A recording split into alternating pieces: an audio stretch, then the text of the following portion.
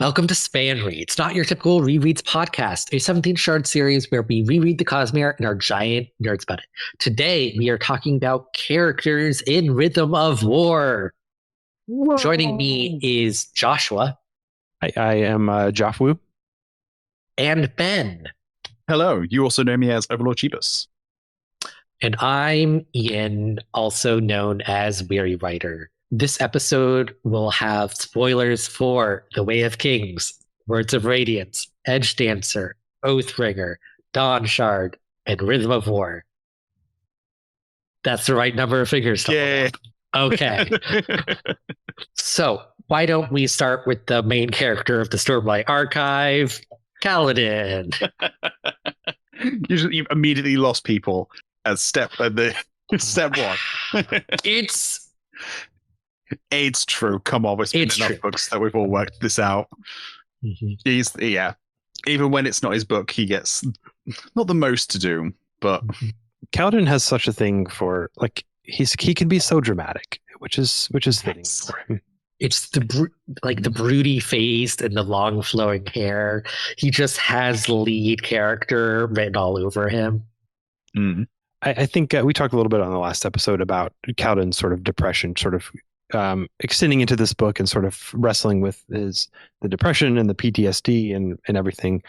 I thought that it was handled in this book better than any other book so far. I thought he spends most of Oathbringer sort of ignoring the problem, I think, or at least it's not a big role in the story.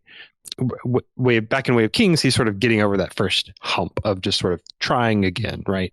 I think that Words of Radiance had a lot of dealing with his kind of wrestling with his problems, especially then when he gets thrown in prison. It's definitely a plot there. I remember the first time reading Words of Radiance and having some parts in the book where I was frustrated with Kaladin kind of getting hung up on some things.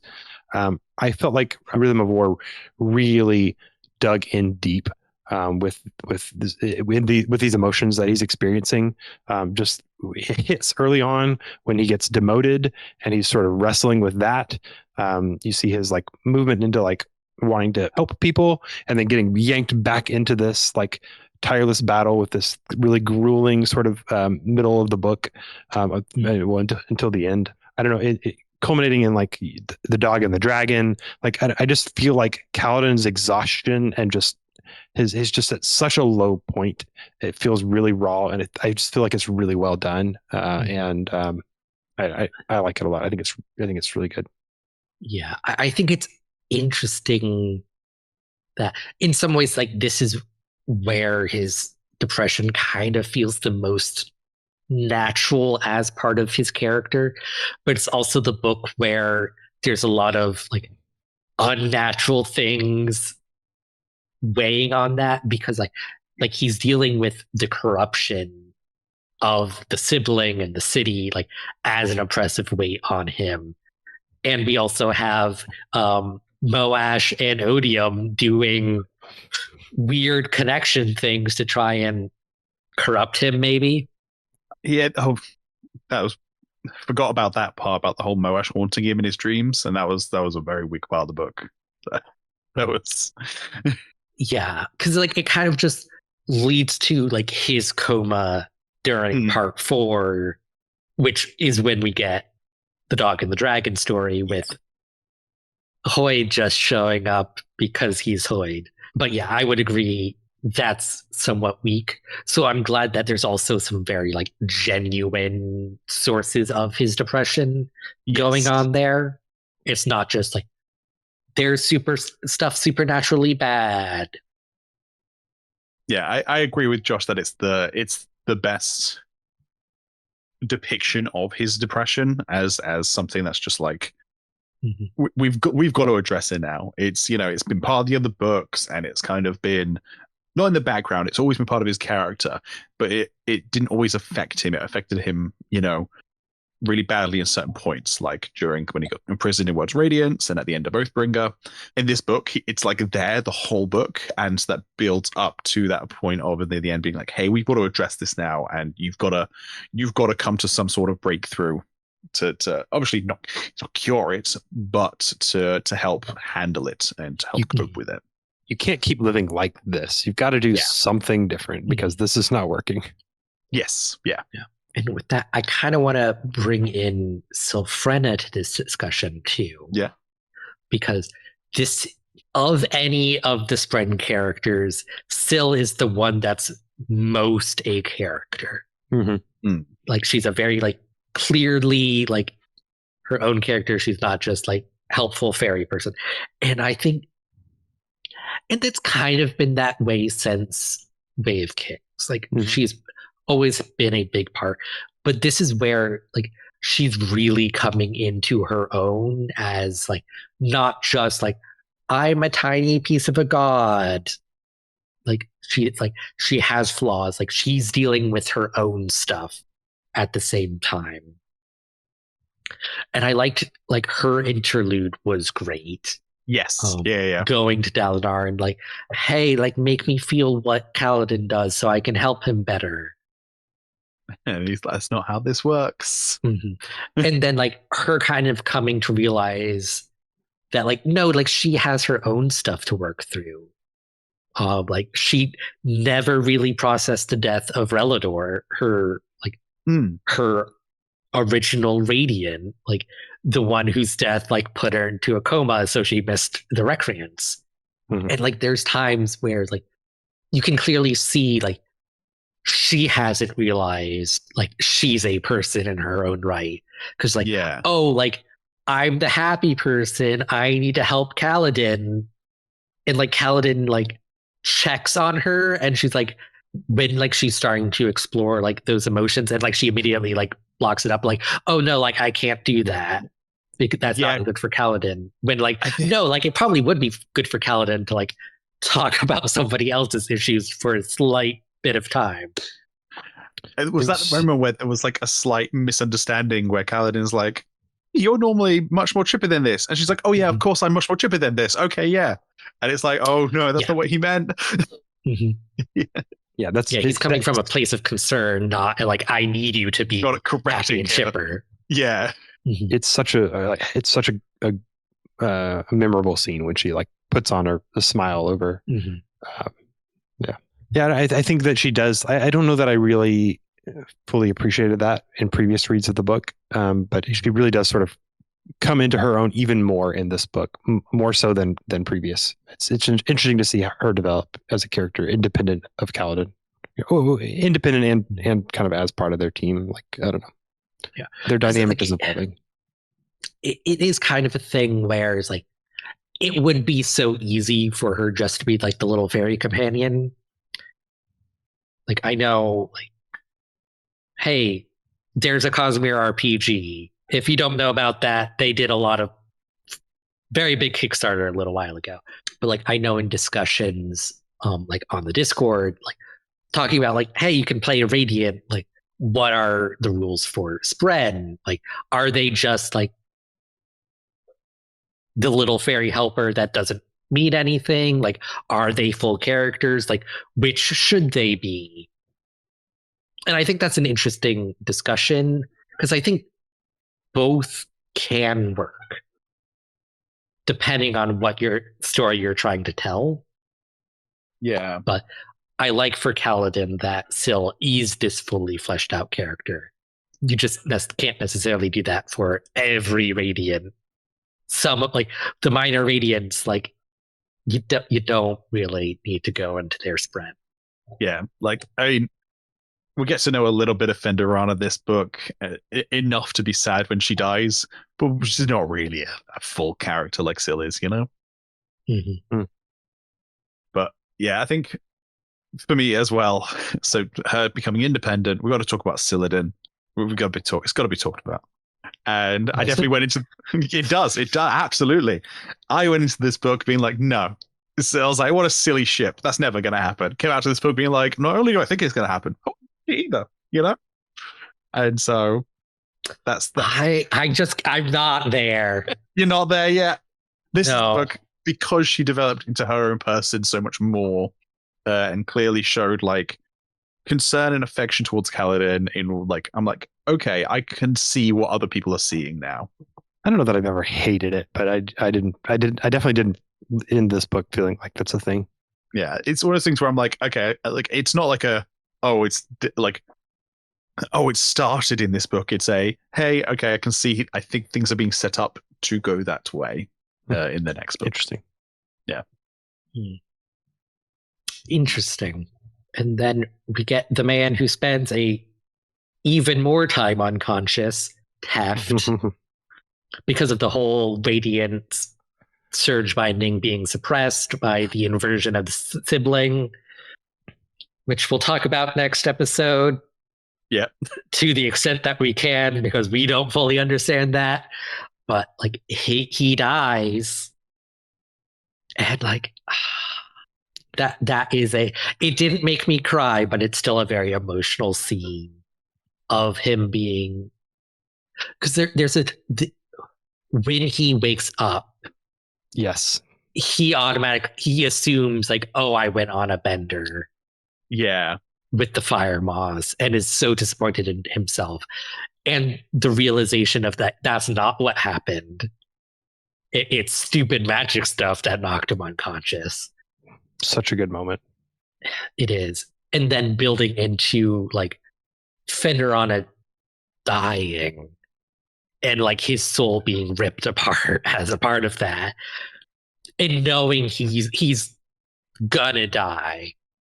And like him telling Moash that like I died knowing I'm loved. Oh. Oh. Yeah. It's Brandon does a good job of making you care. Like I said, for Fenrirana and Teft, I felt like he does a good job of making you care enough about them so that you're sad when they die. And I think that's I don't feel any more connected to Teft and Fenrirana beyond that, if that makes sense. I'm like I liked them, they were nice to have around. I know the characters I care about them, and so I know they'll be sad when they find out they die, and like and so I think did a good job with Teft, because it's almost like the death of the mentor trope, because like he was very much like he taught Kaladin a little at the beginning about Radiance, and like he was involved with making sure Kaladin didn't just die during Way of Kings by getting him the Stormlight necessary to heal. But he's always been kind of like he's the sergeant to Kaladin's captain, but he is still this older figure in Kaladin's life. Yeah, gotta kill him. Yeah. Of anybody, Tef is kind of like the perfect intersection of this will hurt a lot, but also not so much. Like he can die and not. Yeah, he's not Rock. Things. He's not Lopen. He is. I mean, I would actually put Teft and Sigzil like pretty much on the same level of like of Bridge 4 characters. I'm like top is Lopen and the Rock, and kind of was Moash was there for a little bit, and then like Teft and Sigzil were like the secondary Bridge 4 characters. Yeah, I think it'll be much more sad. Gosh, could you imagine if it was Rock? Could you imagine if it was Rock? I mean, Rock. Something happened to Rock. Something happened to Rock. I don't know. Hey, Brandon, when you gonna write Corn Eater? Yeah. Also, speaking of paternal figures in Kaladin's life, his father plays his actual Dalinar is never my favorite character. This book definitely not a strong Dalinar book. Just saying. Fair. Yeah, I'd agree with that. He Dalinar is great in Oathbringer. He doesn't do much in this book. Which he's allowed to take a break. Could you leave him out of the outline? Oh, there he is, way at the bottom. Way at the bottom. He's all the way down there. He's down there with Ishar. That's how low down our outline Dalinar is. Yeah. Lyrin is admittedly though not the best dad in this book. I Yeah. I am pretty defensive of Lyran. I think that he gets more hate than he deserves.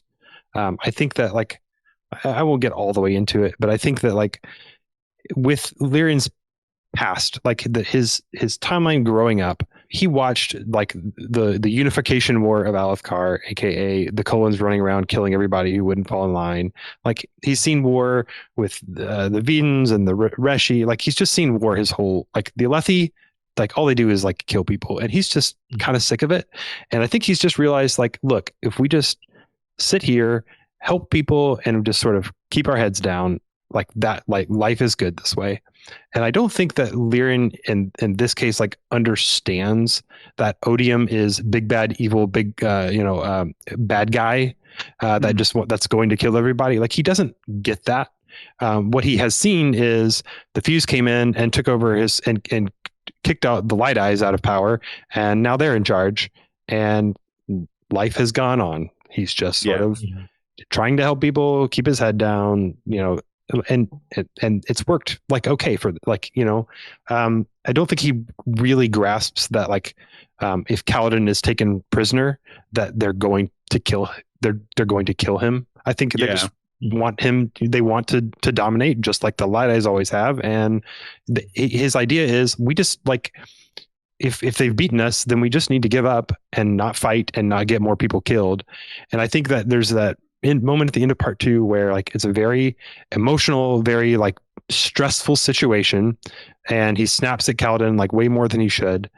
Says some things that he shouldn't have said because he's human. The most condemning part is like when Kaladin is sick and he's like grumbling about whether he's going to go help him or not. So he makes some questionable decisions. He can be a little bit frustrating, but I also understand kind of where he's coming from, I guess, to an extent. And it's also like a theme of the books, Journey Before Destination. Like Lyran is on his own journey. And like he does get to a better place eventually at the end of like, because part of the issue is Kaladin and Lyran are very similar. They're very different in the ways they are different, and they're very similar in the way they are similar. Which means they're both very stubborn people. So their disagreements do get blown somewhat out of proportion. Like it reminds me in part 1 when Kaladin is bringing Lyran and his family onto the 4th bridge. I think it's Navani's POV, or it might be Dalgar's. But they're like, there's a line about how like, oh, like they don't look the same. Like this isn't what I pictured of Kaladin's father. He's like much shorter and like balding or whatever. And there's like, and then we saw his. Then like they saw his eyes, and it's like, nope, that's Kaladin's dad, 100%. Yeah, they've got a lot in common, and I also think that Lyran does get a lot of hate, and because he does make mistakes, because he's human, and I think I see he is a like a parent. There's a moment when Kaladin comes back and Kaladin is like, oh, they demoted me. And he's like, oh, so you've come back to be a surgeon. And he's so happy. And it's like, because he saw like, he is a parent who has lost a child, right? Let's establish that. And he lost the future where his son went off to go be a surgeon, and he gets to be all proud of his surgeon's son. And I don't know what hopes and dreams he had for TN, but whatever he had, he then lost those. And obviously now they've got Orodan, and so they're just doing the best they can. They're surviving with what they have. And so when Kaladin comes back and he's like, oh my God, I'm going to get that back. I'm going to get my son back. And we get to be surgeons together like I hoped we would. And so then at the end of part 2, when Kaladin then kills a guy in his surgery, I completely see his outburst as like justified. He is like, not justified. It's irrational, but I can totally see. It's understandable. Yeah. And like, so yeah, that moment to me, I was just like, when I first read it, I was like, man, screw you, Lyran. And then now I'm like, you know what? I don't agree with you, but I can see where you're coming from. Yeah. And actually going off what you're saying of like Liren is a man who has lost a child. Like Tien is dead. Also, for a number of years, they thought Kaladin was dead. Yeah. Kaladin has already come back from the dead as far as they're concerned. So like to lose him again in that way, I think also really hurt. Yeah. I think he's very scared of losing Kaladin again. And he thinks that they need to just put their weapons down and give up this war before he dies again. Yeah. Mm-hmm. He definitely makes some imperfect decisions. He has room to grow as a character. Yeah. But I think they find some common ground at the end and some understanding. Yeah, because like Liren isn't 100% there, but like there is the interlude where Hesina's like, "Why don't you go talk to the people who are kind of hero worshiping your son? Kind of try to find out where they're coming at." And I don't think Liren is fully on board. Like Liren is the man that he is, and I don't think he should give that up. But he's making an effort to try and understand. Like he gets the Shash brand painted on his forehead, not because he 100% agrees, but because he's like, well, he is my son. I should try and support him, even though I think he's making the wrong choice. How can all of these people be supporting him and I'm not? You know, like I liked Liren's little arc in this book. Mm-hmm. Hesina is S tier mom.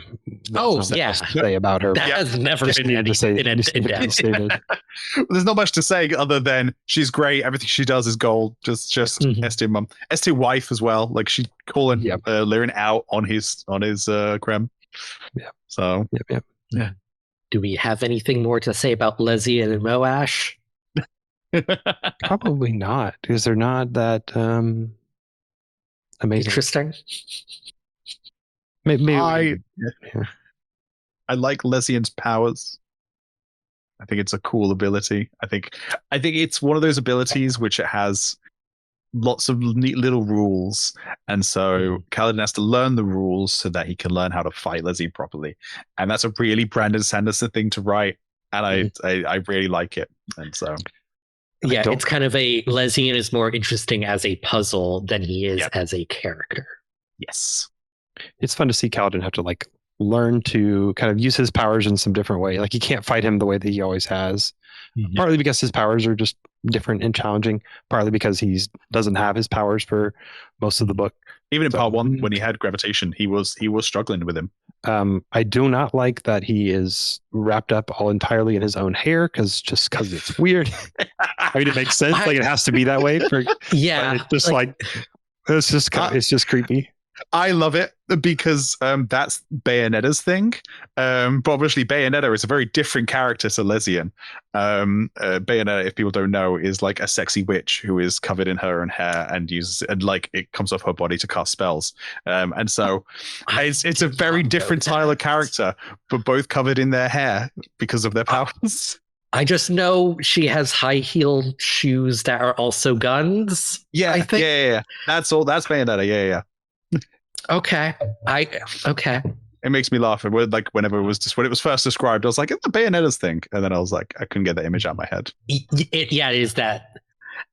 I don't think it would work any other way. There is a whole thing about clothing, sort of being part of a person with soul casting. I think it's in the lesson in Way of Kings of sometimes the clothing just changes with the person and sometimes it doesn't. I don't remember. I haven't read Way of Kings in a while. I don't remember that being a thing. That's cool if it was a thing. I might be wrong on this. People in the comments, is this a thing? There might be a word of Brandon about this. I vaguely remember something about clothing and soul casting. So maybe there's an argument that could be made that one of these fused could take their clothing with them.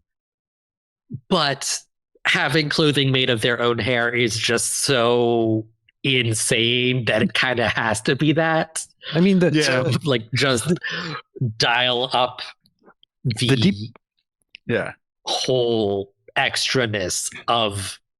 I actually I know you're going to say something, Josh, but I just very quickly remembered it's not just his own hair; it's his own hair mixed with blood.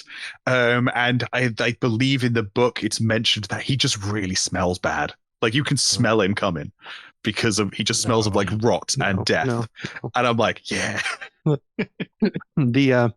The deepest ones have the same problem, and they just go in the nude, right? With a little modesty carapace. That's all they need. Like he could have just done that, but no. Yeah. He had to do. Yeah, I wonder if part of that is to like distinguish those two from one another. And also like deepest ones can just like sink in so that they're like torso up. Like they can just, it's easier for them to hide bits they don't want to show. The planet is their pants, you know? Yeah, exactly. The exciting magic interactions discussion coming up next. Yeah. Yeah. So let's Go on. Move on to the character that is 3 characters plus 1, but not really. Shallan. AKA best character. A lot of people don't love Shallan. I like Shallan because I love Shallan. She's just not the best. She's the most interesting to me because I never know what she's going to do next. I don't know. She's just she just always surprises me. She's always interesting to read. She's always thinking interesting things. You know, Kaladin, you know what he's going to do. He's going to show up. He's going to punch some people. He's going to say make a big show of it. Yeah. Yeah. Shallan, I have no idea what the heck she's doing or where she's going or where she's going to end up. And I sometimes not even she knows. She has no idea. She has no idea. Yeah. Shallan, like in Way of Kings, Shallan was actually my favorite character in Way of Kings. And I think as the multiple personality thing became her thing that's like going on with her, she went like down. Like I don't enjoy that plot line as much as like I enjoyed the investigation of the past stuff, which kind of went on to like it still happens, but it's kind of moved on to Navani and Yasna to be doing those things. So I'm like I really like Shallan, but the longer the multiple personality stuff goes on, the less I like it. I think this book was the least egregious, just because they've kind of got a thing going on. Mm-hmm. They're not fighting each other. And even though a lot of the conflict of her storyline is her and her others arguing with each other, it's not awful. Yeah. This book was also the first one where Brandon was like, this is dissociative identity disorder. In previous books, it was kind of just weird magic stuff going on with magic Shallan. Well, whatever, you know. Not schizophrenia. Not schizophrenia. But the pop culture. It was always like DID, but it was magical DID. Yeah. And it still is to an extent. But like he's treating it much more, how to put this delicately. He's treating it more delicately. He's actually doing a good job depicting DID in not a stereotypical way. Yes. Like not an offensive way. He's treating it with the gravity that it deserves as a mental condition, as opposed to just weird magic stuff going on with Shallan. I think they use the term alters in this book. Like that's an actual like term from like dissociative identity disorder, and just like treating that a whole lot better. I'm 95% sure like there were sensitivity readers like among I believe the betas that like have DID that were like giving some feedback on this, which was very important for certain drafts of this book. To Ben's point, I think that like the reason a lot of people struggle with it is not just like the other alters in themselves, but the attention that it gets in the story. Because the problem to me, and I find this frustrating too. It was frustrating to me in Oathbringer. So I think it's less of a challenge in this book for me because I've sort of already and like accepted that this is kind of where her story is. I felt like in the first two books, Shallan had such an interesting thing going for her on like the scholarly side. She's just really interested in all these kind of scholarly things as Yasna's ward, and she's interested in sort of natural history. And when she starts to really fracture in Oathbringer, and then it carries on into this book, like from the weight of her past, from killing her mom, all these things really kind of settle in and dominates her mind and her character arc to the point where like she is like almost like she's just like so splintered that she like has no time, so no mental space to like be anything else other than just to try and survive. She's just trying to survive, and so she can't like be that excited, that wide-eyed girl that we knew from the beginning. And I do really miss that. Yeah, because it's like she has Veil to do like the ghost bloody like investigation stuff. Like she has Radiant to do combat-y like Shardblade stuff, and then like Shallan as like the Shallan altar. I think she's still called an altar. I don't know. She's kind of focused on like light weaving. Her original passion of natural history like has kind of, you're right, there isn't time for that. We do get we get the star spread scene at least. Yes. Probably the best little moment of the book. We have lots of little moments, not the big things, the big bombastic plot points, of just little character moments. And the star spread scene, I think, is a fantastic one. Yeah, I just want more scenes like where she sees the Xanthid and has people dump her over the edge of the boat so she can see this thing. Like I miss that. Yeah, like part of that I think is just the natural consequence of the apocalypse is happening. There's things happening, So whereas like Kaladin was a slave and then has always been a soldier. So we see like him training as a surgeon apprentice beforehand, but the war is just such a big part of his character. Same with Dalinar. He's a soldier, he's a warlord, whereas like Shallan was the one of like the big three. We really got in context outside of the war, who then got pulled into the war. So we lost a lot of that part of her character. What do we think of Formless? What are our thoughts on that plot point of this book? Glad that it's done. Yeah. I was glad that like I'm glad that she made some progress in the end here with like accepting she killed her mom, she killed her Sprin, like she made some mistakes, but like she can grow. Like she can grow beyond it. She can accept that it was, some things happened that it would be nice if they hadn't happened, but they did.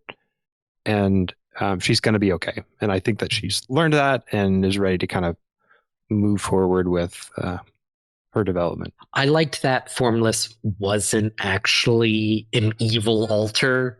Mm-hmm. Yeah. It like was just like Formless was always just Shallan, just like Shallan's darker impulses that maybe could have ended up in something really bad. And it was like her darker impulses, her fear, kind of like pushing her to go over the deep end. And I like that she didn't. I like Veil sacrificed herself, like returned the memories to Shallan so she can deal with them. It is kind of just what happened to Dalinar and Oathbringer, but it's different enough that I don't mind. Yeah. Her plot with Formless and her inner turmoil, I think on this read, I think I enjoyed it more. As I said, I'm not a huge fan of the Altars plot line, and this is a real Altars heavy, plot line. Mm-hmm. I think because I missed that old scholarly, I don't want to say fun Shallan, but like the way of King Shallan is very different to the Words of Radiance, Oathbringer, and Rhythm of War Shallan. And I think once I let go of that way of King Shallan and started thinking her more of a character who is a this is a character with serious, deep childhood trauma throughout her entire childhood, horrific things, and this is her dealing with it. I think I was able to approach it from much more like, okay, I got into it a bit more rather than just like, hey, she goes again with her other people in her, you know. I think approaching it from that way definitely improved it for me. The introduction of Testament in this book, I thought was really well done. To me, it just like hits really hard to just like to see like it's a way that like I don't know, she's like thought about the things that have happened in her past before, killing her dad, killing her mom. Like it's something that happened and she can remember it and she can sort of make a light weaving to like relive it or whatever. But it's really fun that like Testament is like physically there as like this very up in your face reminder of like this is something that's happened that she has to confront. It's really good. It's really heartbreaking. Yeah. Yeah, and it's a reveal that works in retrospect. In retrospect, like, yeah, it is kind of weird. Pattern wasn't as aware when he first got pulled through, but it also wasn't something we ever like had in mind to question. It's also like, oh, Shallan had a shard blade to kill Tin, like had a shard blade like the entire time, and Pattern was always adamant that like you're going to kill me. The fact she had a spread before, it's like all of that kind of weaves together quite nicely in its own tapestry of like this is a reveal that does retcon things that were not implied in previous books, but does it in a way that really works. Yeah, I know a lot of people didn't like the Testament reveal because they felt it was a retcon of like, this doesn't make sense, wasn't it Pattern? And I'm like, I kind of see where they come from, but I think it worked. I think it was well set up in this book. It definitely couldn't have worked this out from previous books. Because sometimes I think Brandon has a reveal in his head, and it's always been true. Like, do I think Brandon always had Testament in mind? Probably. But sometimes he writes books in a way that in no way imply that being a thing that is true. And then he writes a book where that's a reveal. So it feels like a retcon, even though that was technically always true. Yeah. We kind of also see this with like how the desolations work in this book. Because I know the first time I read this and Lesian was talking about how like he hunts down the people who kill him. It was like, how does that work? If they die, they go back to Braze until the next desolation. And this book really lays it out that it's not a one and done per desolation. Yeah. It's a thing. I think that Brandon sometimes has like he has an idea, but he's a little bit hesitant to fully commit because he wants the option of taking it a different way. So like sometimes where things are a little bit vague, it's because he isn't quite isn't 100% certain that that's where he wants to take things. But I don't. It worked for me. I thought it was a fun. There's only so many times you can like go and like revise like in Shallan's past and be like, surprise, there's more. Yeah, we've seen a lot of it at this point. Yeah, but it worked for me. Because there is this Testament reveal looming and Pattern is like trying to navigate things, he makes himself look very guilty for a section of time. Well, he's an adorable goof who is just trying to help Shallan and is doing it in he's not explaining himself. Because he talks about like how he used the cube. He doesn't mention he used it to contact Hoyd until much later. And I'm like, hey, dude, just mention, yes, I used it to talk to Hoyd, not Raze like you think I am. I was like, this is so like when I was reading the book, the end of part 2, and it's like, and like Shallan thinks that Pattern is like the traitor. I will forever be bummed that Pattern is not actually the traitor, because I thought that it was an amazing twist that like her own Spren would like sort of betray her. And it's like begs this question of like, why would he do that? So I thought that the story was the first time I read it, I thought that the story was going to be that I was like, why would Pattern do this? Like, because I can't imagine Pattern is like actually like evil, that he's like going to be like an antagonist. And I figured that like maybe Pattern like had his own like dirt in his past that he's, because the same way that Mraize is like stringing Shallan along and like keeping her involved, making her do things. I was like, Pattern's going to have like the secret that he's been like, he's kind of stuck the same way she is. And like the two of them will have to like work it out together. And I thought that was so cool. And then it's just the beginning of part 4 happens and he's like, oh, it wasn't me. Or like, I was just trying to talk to Wit. It's like, yeah, normally I don't like conflicts caused by misunderstandings. Normally that's a really exhausted, annoying trope. But then stuff like this happens where it's like, oh, this is actually adorable because he thought he was trying to help. He thought he was helping. He admitted, I've been going behind your back, and Shallan's looking for a completely different person who's been going behind her back, and the two get conflated. And yeah, I just, as you said, it's adorable how Patton does that because he doesn't get. And part of the reason it's adorable is because it doesn't last very long. Yes. It's like, it's conflict because of miscommunication is a valid choice. Don't string it out across multiple books. I'm looking at you, Robert Jordan. Mm-hmm. And I'm glad like Brandon doesn't do it very often. Yeah. That brings us to Adolin, such a delightful character. I 100% support him and his anger with his father. Yep. Completely justified reaction. Who doesn't want to hear about how your father killed your mother because somebody is reading a book to you and not because your father told it to you with his own mouth? That to me is like Dalinar has flaws. Dalinar has done some messed up stuff. And I'm like, Dalinar, how did you not be the one that told your kids you killed them up? How did you not? Like, that is... Oh, Dalinar. He's not... Yeah. And the fact that like he doesn't understand why Adolin is mad at him. Mm-hmm. And like after Adolin and Shallan, after they leave, then they go through the Oath Gate.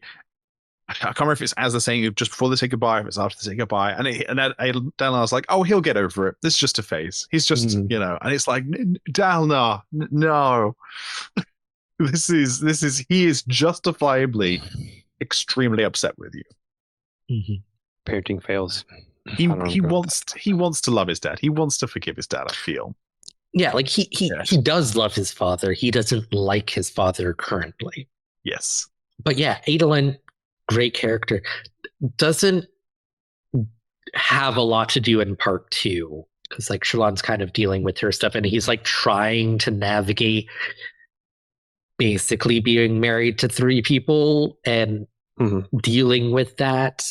Adolin does have a lot of good stuff, and in parts 1 and 2, I think, like just being, he just has so much emotional intelligence, and the way he interacts with Kaladin and Shallan both, just to support them and to sort of want good things. He's just like trying to be helpful, and I really, I don't know, I enjoy reading that. And it really boils over in that like moment with Nodam, right where like he just is just sick. He's just so frustrated and he just like has all this pent up energy. And then like when Nodam is in trouble, he just races off, without a care, to go help this guy. He's just such a noble, good guy, and it's refreshing. And it's And then we get the trial plot line in part 4 where he's kind of like, his whole idea is like, I'm going to prove that you can't hold the actions of the Ancient Radiance against me personally, which isn't what the Honor Spren are trying to do. Yes. This is the problem of going into a legal battle against Honor Spren and not High Spren. Honor Spren kind of, it's about what they feel rather than strict codes of law. Mm-hmm. Well, because they're Honor Spren, what they feel is obviously honorable and correct. I remember when I first read it, and I'm pretty sure I baited this book. And I remember thinking that the whole court stuff was a bit confusing. I wasn't quite sure what Aelin was trying to achieve here, and then I wasn't quite sure what the Honor Spren were trying to achieve. And then rereading the final book, because I always listen to the final version of the book just after it comes out, just so I've got the final version in my head. But I think my beta experience colors that first read of the final book. Mm-hmm. Reading it now with some distance from that first read, I'm like, oh, okay, it's kind of intentional that it's kind of confusing how this whole system works and what Aelin doesn't really know what he's trying to achieve here. He's got a good idea, but he's like, I don't know what I'm doing because I'm entering a court system that I have no idea what's going on. And they're propping me up as an example for something I didn't want to be an example for. It's a system of laws based on vibes. Yeah. Which is not a great basis of laws. What did I say? I saw someone describe it as like it's a Phoenix Wright type court, because it's just like it's good for a plot, and you can think this isn't how courts should work. This is a court built for interesting plot. It is stressful to me that he like goes into this like not hardly knowing what he's doing, and it's like. It's explicitly what Syl warned him not to do. Yeah. Don't let them blame you for the old Radiance. I'm like, but it leads to them using Maya as their final Trump witness. Yeah, and it is an emotional scene. Like I was listening to the audiobook, and the way that they do Maya like crying for help, and like Adolin like desperately trying to like let her go. What are you doing? Is so good. It's a really, really good scene. In that moment, Adolin doesn't care about the court case anymore. Yeah, like he's only focused on Maya's being hurt. Yeah, like to hell with the war. She's his focus. It's just such a fun plot because Aelin is a character like he's just concerned about people and like doing the right thing. Whether it's his friends, whether it's Nodum, whether it's Maya. So it's just like satisfying to see this character who like doesn't put up with all this crap. He just like wants to do like the right thing and wants other people to like to do the same. And it's refreshing that, he like is rewarded in the end for like that, having that faith, having that goodness in him. Yeah. And it does get touched on that he probably could have given up Maya as a sword, and there would have been a Spren that would have taken him. And he could have become Radiant, but that not being what Adolin wants at all. That's an interesting part of his character as well.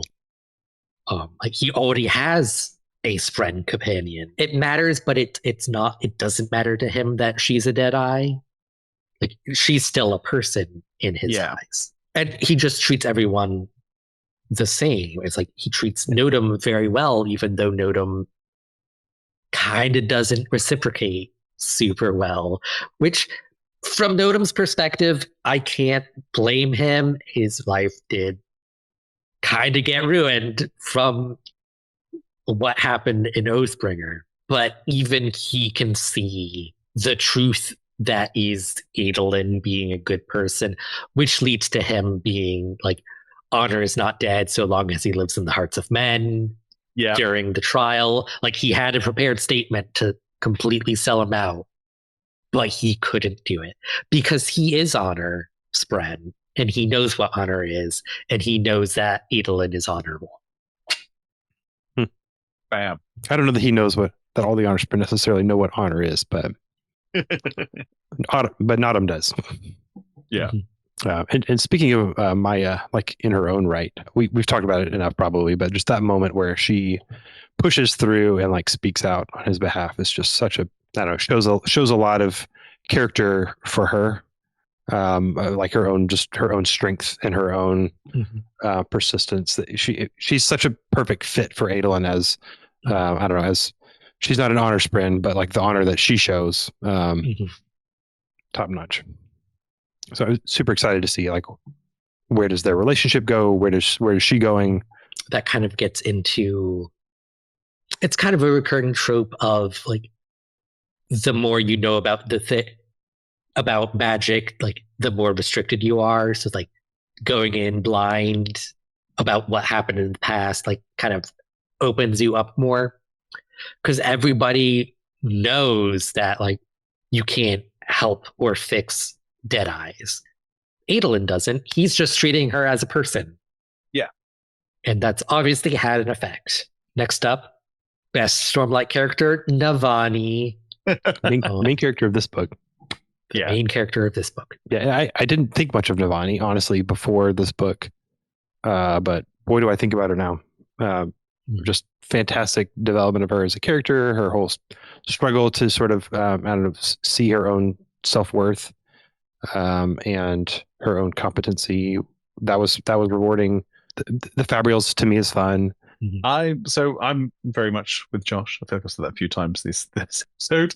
Navani wasn't a character I thought about much before this book, and I think she's fantastic in this book.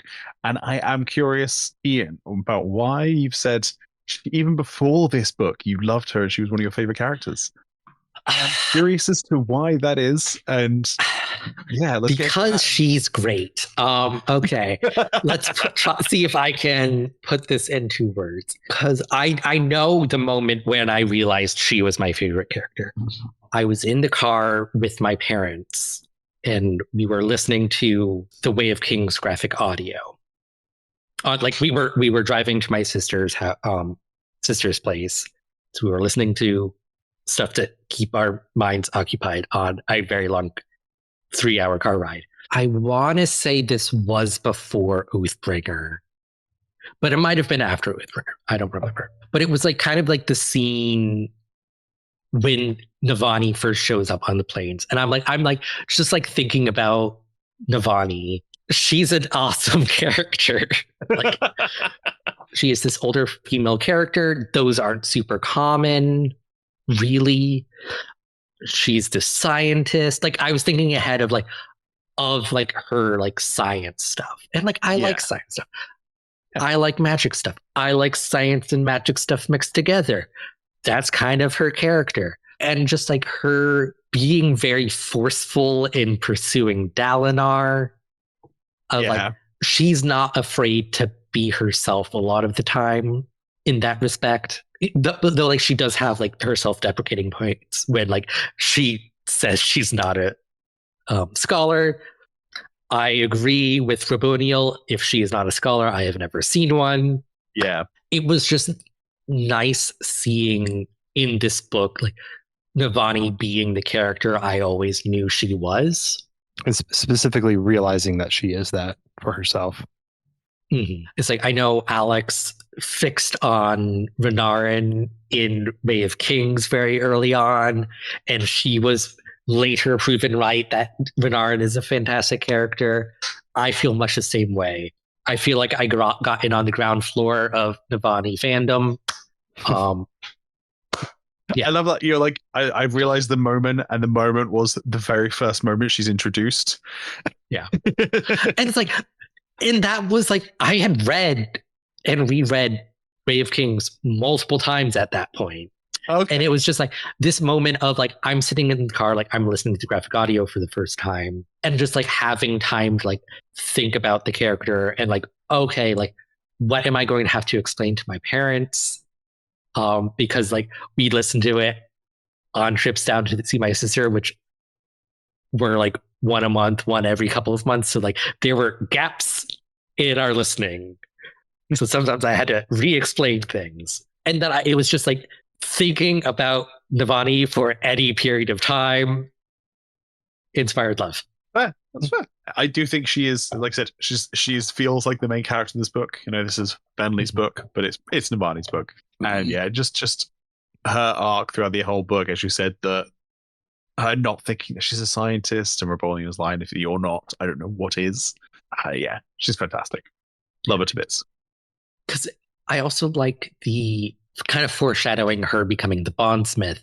Like, because bondsmiths, it's all like uniting instead of dividing. All along, like, since very early on, she's talking about how, like, oh, I'm not a scholar. I just, like, bring the scholars together. I'm organizing them.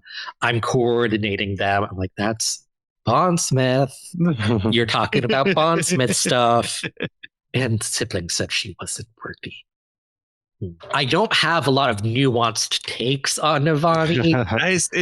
It's similar. I feel like it's similar to the Hesina thing. It's like she's just a great character in this book. No notes, loved it. I think Raboniel's speaking of her and the relationship with Raboniel. Again, it's just nothing but positivity. It's nothing but this is so good. She's one of the best. Navani Raboniel relationship way more interesting than Navani and Dalinar. Just way more interesting. Raboniel is easily, I think, one of the best villains that Brandon has written. Just the right amounts of competent and creepy and interesting, and I don't know, her backstory with her daughter, just really good stuff. That build up and reveal that the crazy fused in the corner is her daughter. I was like, damn, like, that was very well done. We know she's a villain. We know she's manipulating and like kind of not quite taunting, but like drawing Navani in. It's like, hey, like if you study, like you can potentially get information out of me. Kind of like that coyness, kind of paired with like very genuine emotional moments. Because there's this scene where Raboniel and Navani are like investigating like the shield, and the Regal has it has Elikar's sword. And Navani is like, yeah, maybe I would be more cooperative if you weren't flaunting the trophy you took from my son's corpse. And it's like completely takes Raboniel off guard of like, she's not perfect. She doesn't know everything.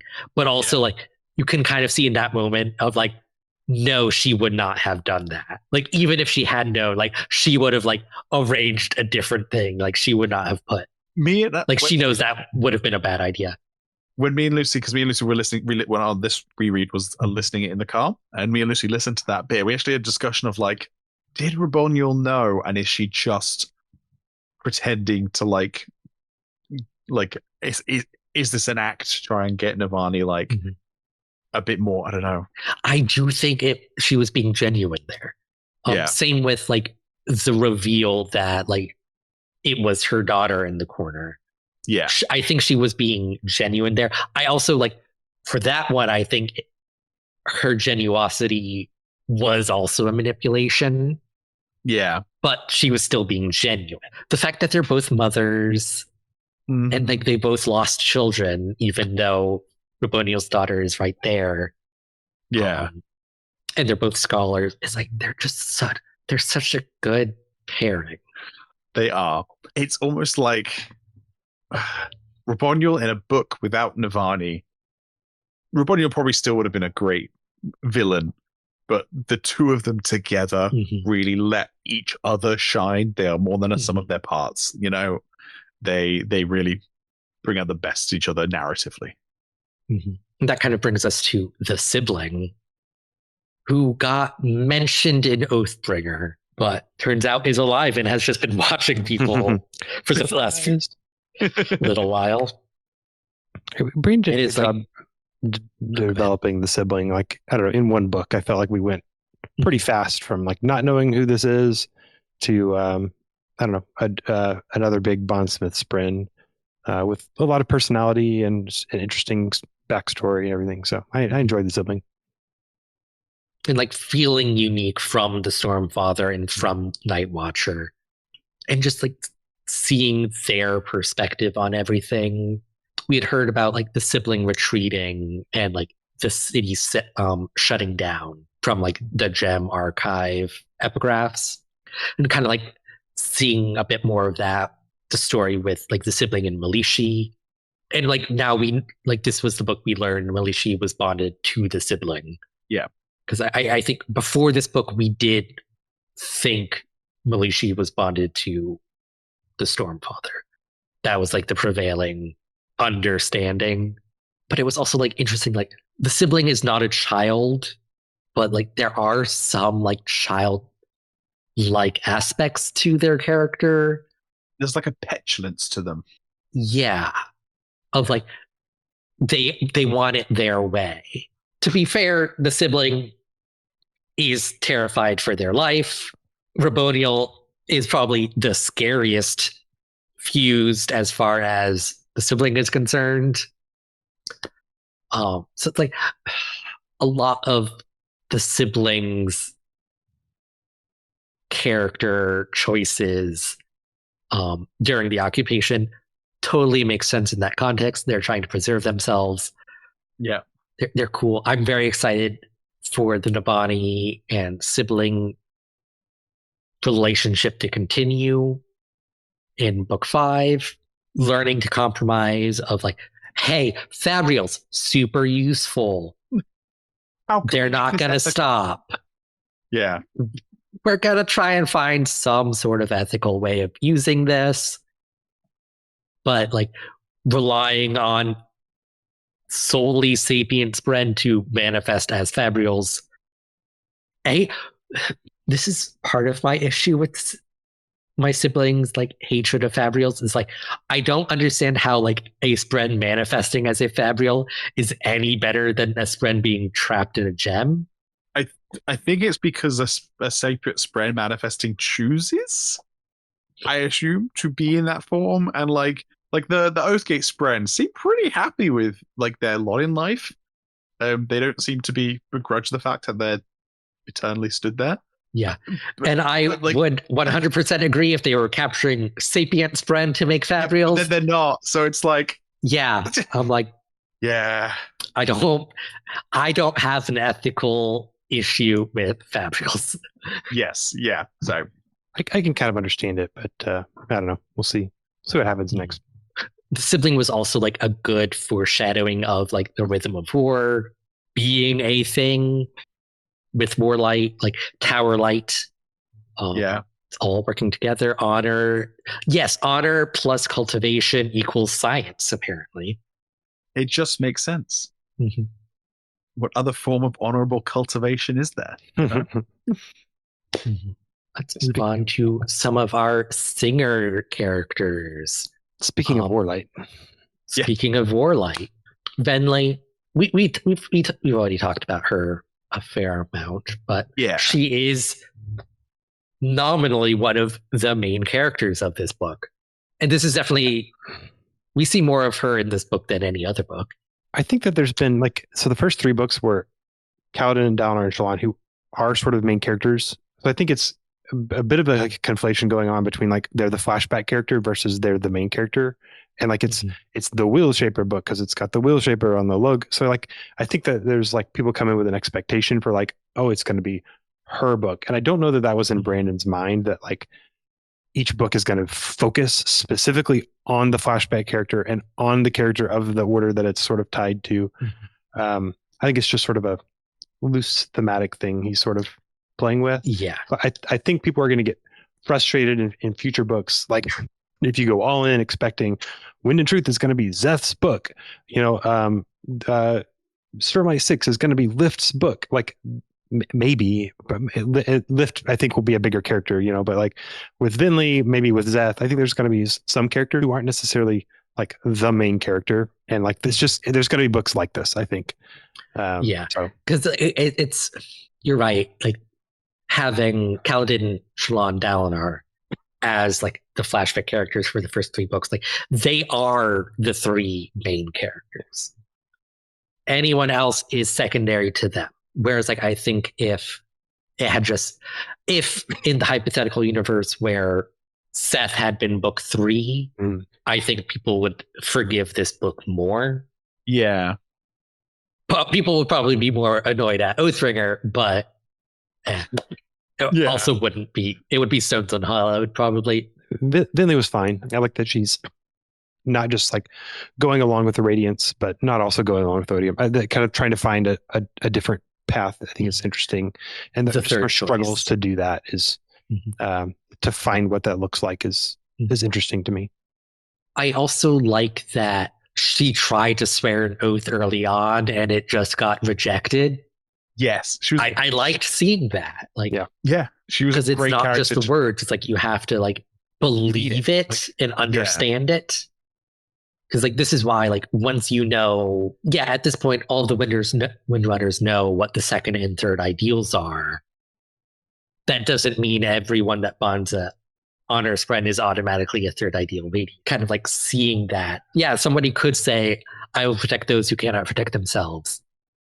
Doesn't matter unless like you believe it. And at that point in time, Venli wasn't acting in a way that would indicate she believed that, because she was like, yes, there's a small child in a cage somewhere. That's fine. Having her be a conflict, because people have said like, oh, was like, I mean, even she says the wrong sister died, you know. Obviously by the end of the book, she doesn't feel that way. But I do agree with Brandon that, you know, she, as much as I loved Eshonai, she is the more interesting character to go through this arc of being the singer who is trying to see the world, like who's the singer who becomes a radiance, you know, and trying to bridge that gap. Although she's not really trying to bridge the gap, like you said, she's trying to make her own way. And she's a great character for that. And like Venli has to work for it. Yeah.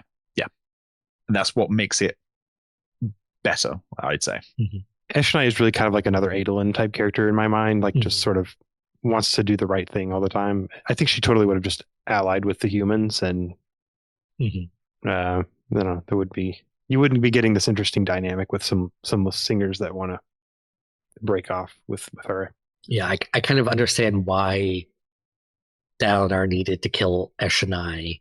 Not Dalinar. Why Brandon needed to kill Eshonai. Because, like, no, she would have just joined the humans. And there wouldn't be as much of a, like, R'Laine wouldn't be, like, the sole singer character among all the humans and dealing with his own issues with that. Speaking of bridges, R'Laine, Bridger of Minds. Yes. It's like that short bit from Toomey. It's so good. I have been sent by my mother at the request of Renarin, son of Thorns. I see you. I think you're super dope. Let's do great things together. R'Laine, like, being recognized for who he is. And a Spren wanting that, rather than a Spren being ordered to bond him. Yeah. Or even like the sibling, where it's like nobody was ordering anyone, but it was just sort of a matchmaking. You know, someone else made the match, right? It was not. It was organic, Navani was like, "Hey, there's this singer, R'Laine, like the sibling was like, yeah, he seems fine. He's not human. That's the only requirement." I'm like, that does, like, that's not you better. didn't hate R'Laine, but like you didn't pick R'Laine from a constellation of choices. Didn't pick R'Laine for who he is. Fully picked him for what he isn't, which is he's not human. The other thing I liked with R'Laine is R'Laine wasn't there in Narak during what all went down there. He was in Ridge 4. So he doesn't know exactly what Venli did until Venli tells him. And like that, he's just happy that he's not the last listener, just as she's happy she's not the last listener. And luckily they know now that the two of them are not the last two listeners. There's like 1,000 of them out there on the edge of the plains. That dynamic was interesting, like waiting for that shoe to drop. He's only going to find that out from Venli. Venli needs to tell him.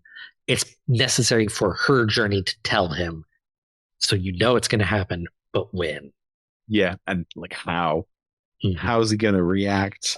So we're going to do some rapid fire mode. Like Seth. He's in this book. He's in this book. He tries to kill Taravangian and fails to he thinks he's successful, but he actually fails. And it's a big problem. Yep.